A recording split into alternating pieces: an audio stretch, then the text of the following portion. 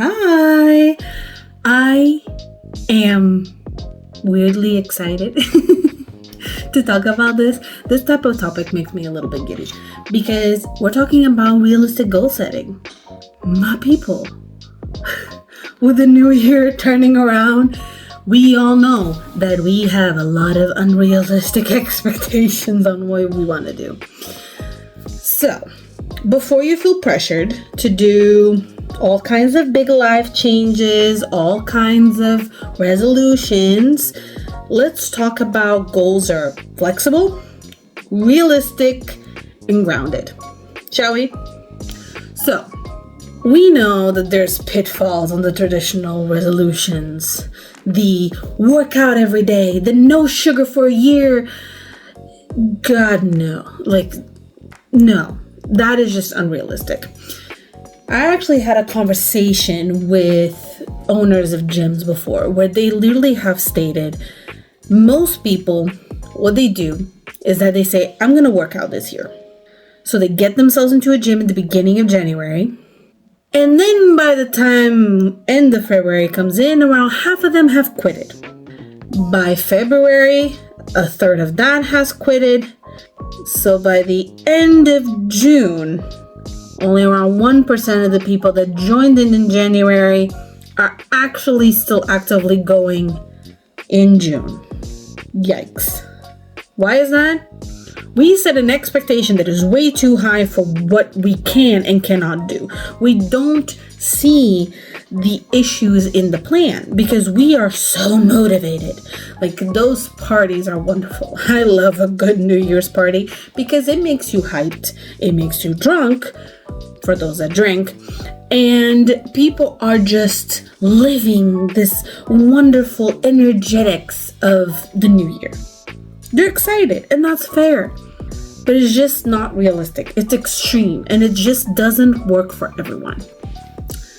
So, first of all, you need to look at your values.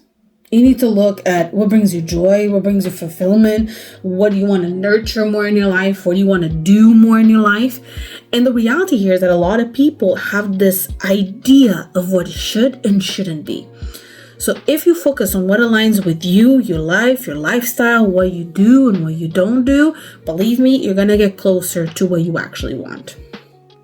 So you could go for goals like, I want to prioritize family time. I want to commit to creative hobbies. That allows you to still have flexibility on what you want to do. It still allows you to make you feel good and kind to yourself for yourself.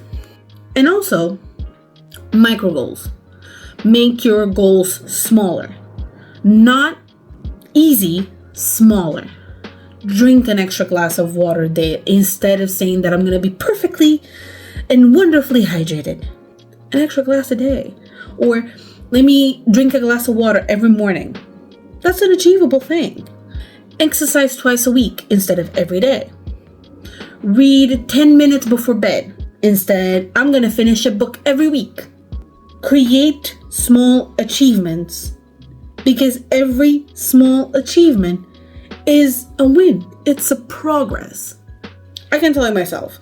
For me, saying to read 10 minutes a day, it's not just doable, it's absolutely a must. It has become part of my routine. I can easily, on a day off, smash an entire book. But that's just because I love to read. If you're someone that doesn't love to read, the idea of reading a book a week, it's daunting. But if I tell you to go ahead and time it for 10 minutes, that doesn't seem so bad now, does it? And if I tell you, oh, you need to drink 3 liters every day, that's not doable now, does it? But now if I tell you to make sure that every single time you wake up, you have a glass of water that you chug every morning, now that's more doable because you can remember to drink water in the morning. You can remember to put a glass out right in front of your face in the morning that you can just chug. That's more doable. That's better and more achievable. And then if you do achieve it, you take a step up. You take the next step. You build further into it. And The main thing here is letting go of the perfectionism, letting go of I need to be perfect. If you're sick and you missed the gym session that you really want to go ahead and build into your goals, it's fine. It's fine to not feel good. It's fine to go through moments where you need to adjust. It's perfectly fine, and there's nothing wrong with it. Everything is a journey, not a race. Keep that in mind. And also, there's a couple of themes or groups of intentions that you can do instead of resolutions. So for example, doing themes like having more balance in life. So aiming for maybe work-life balance, balance on relationships, on self-care, of taking care of yourself. Maybe self-love, prioritizing kindness and compassion and loving yourself, taking yourself out on a date, for example. This is such a good trend, actually. The solo date, taking yourself out on a date. It's a really good idea for you to do it from time to time.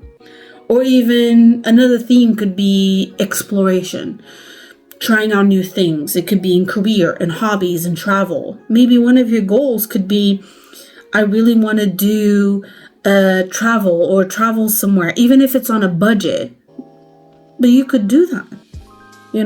You could set yourself to do that more than going on this big vacation. And travel does not have to mean to a different country. You could literally decide, you know what, I want to explore my city.